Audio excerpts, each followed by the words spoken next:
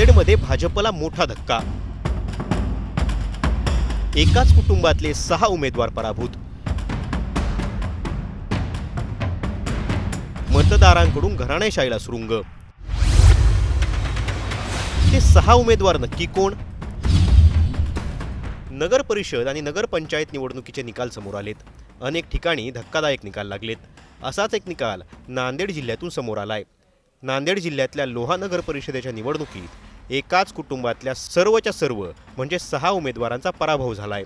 या उमेदवारांना पराभूत करत मतदारांनी भाजपच्या घराणेशाहीला नाकारलंय. एकाच घरातले हे 6 उमेदवार नक्की कोण? 6 उमेदवारांच्या पराभवाची कारणं काय? मतदारांनी खरंच घराणेशाहीला नाकारलं का? या प्रश्नांची उत्तरं आपण या व्हिडिओच्या माध्यमातून घेणार आहोत. त्यामुळे हा व्हिडिओ शेवटपर्यंत पहा आणि टाइम्स नाऊ मराठीला लाईक, फॉलो आणि सबस्क्राईब करायला विसरू नका.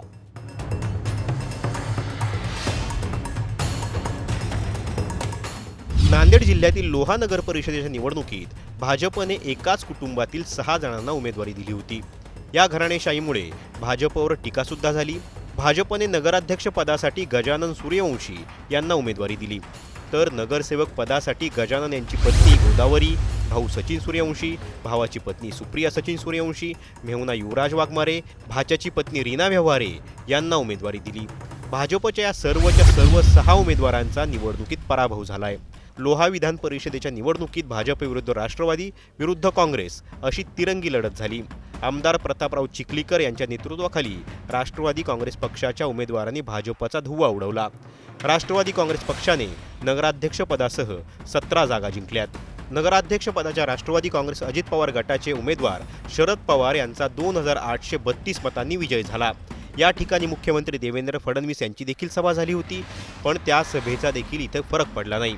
राष्ट्रवादीचे आमदार प्रताप पाटील चिखलीकर यांचा गड समजल्या जाणाऱ्या लोहा कंधार विधानसभा मतदारसंघात शेवटी राष्ट्रवादीने आपला झेंडा फडकवलाच. 21 उमेदवारांपैकी 17 उमेदवार आणि नगराध्यक्ष पदाचा उमेदवार देखील विजयी झाला. धनशक्तीवर जनशक्तीने विजय मिळवल्याची प्रतिक्रिया आमदार प्रतापराव पाटील चिखलीकर यांनी दिली आहे, तर नगराध्यक्षपदी विजयी झालेले उमेदवार शरद पवार यांनी देखील प्रतिक्रिया दिली आहे. ते म्हणाले, आम्ही मैदानात उतरल्यामुळे या निवडणुकीत लोह्यातील जनतेने आम्हाला निवडून दिलं. लोह्यातील विविध विकासकामे करणार असल्याचं त्यांनी सांगितलंय. लोह्याच्या निकालाने एक प्रश्न उभा केला आहे. राजकारणात आडनाव आणि सत्ता पुरेशी राहिली नाहीये का? एकाच कुटुंबातील 6 उमेदवार पराभूत होणं हा केवळ निकाल आहे की घराणेशाहीला मतदारांनी दिलेला स्पष्ट इशारा? येत्या निवडणुकांमध्ये मतदारांचा हा संदेश इतर पक्षांसाठी धोक्याची घंटा ठरेल का? तुम्हाला नेमकं याबद्दल काय वाटतं? आम्हाला कमेंट करून नक्की सांगा. आणि अशाच राजकारणातील इत्थंभूत व्हिडिओसाठी पाहत रहा टाइम्स नाऊ मराठी. नांदेडमध्ये भाजपला मोठा धक्का. एकाच कुटुंबातले 6 उमेदवार पराभूत. मतदारांकडून घराणेशाहीला सुरुंग. ते 6 उमेदवार नक्की कोण? नगर परिषद आणि नगरपंचायत निवडणुकीचे निकाल समोर आलेत. अनेक ठिकाणी धक्कादायक निकाल लागलेत. असाच एक निकाल नांदेड जिल्ह्यातून समोर आलाय. नांदेड जिल्ह्यातल्या लोहा नगर परिषदेच्या निवडणुकीत एकाच कुटुंबातल्या सर्वच्या सर्व म्हणजे 6 उमेदवारांचा पराभव झालाय. या उमेदवारांना पराभूत करत मतदारांनी भाजपच्या घराणेशाहीला नाकारलंय. एकाच घरातले हे 6 उमेदवार नक्की कोण? 6 उमेदवारांच्या पराभवाची कारणं काय? मतदारांनी खरंच घराणेशाहीला नाकारलं का? या प्रश्नांची उत्तरं आपण या व्हिडिओच्या माध्यमातून घेणार आहोत. त्यामुळे हा व्हिडिओ शेवटपर्यंत पहा आणि टाइम्स नाऊ मराठीला लाईक, फॉलो आणि सबस्क्राईब करायला विसरू नका.